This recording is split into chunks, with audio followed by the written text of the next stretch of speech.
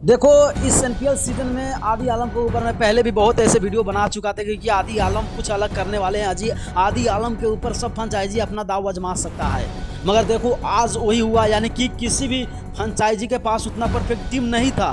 भाई पूरा टीम किसी के पास नहीं था, फिर भी 15 लाख रुपये बचा के रखे थे। सोचो, लास्ट तक 15 लाख रुपया बचा के रखना और आदि आलम के अपने अंदर खिलाना एक बहुत बड़ी बात होता है। क्योंकि आदि आलम जो सोच रहे थे कि हमको एनपीएल खेलना है और एनपीएल में आपको 15 लाख तक मेरे को बिकना है, सच में उनका सपना साकार तो हो गया। मगर सबसे बड़ा सवाल है कि आदि आलम को जब मौका मिला है तो भाई उस मौके पर आदि आलम को खड़ा उतरना पड़ेगा।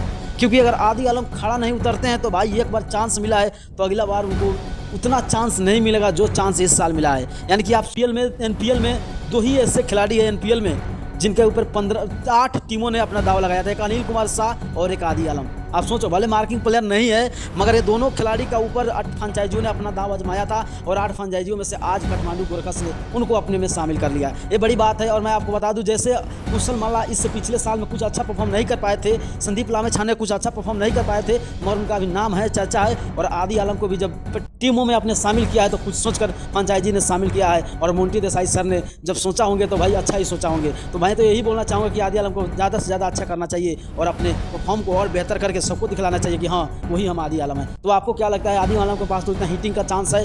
और आदि आलम के बारे में आप क्या सोचते हैं? अपना राय जरूर कमेंट कीजिएगा। अगर नए हो तो चैनल को सब्सक्राइब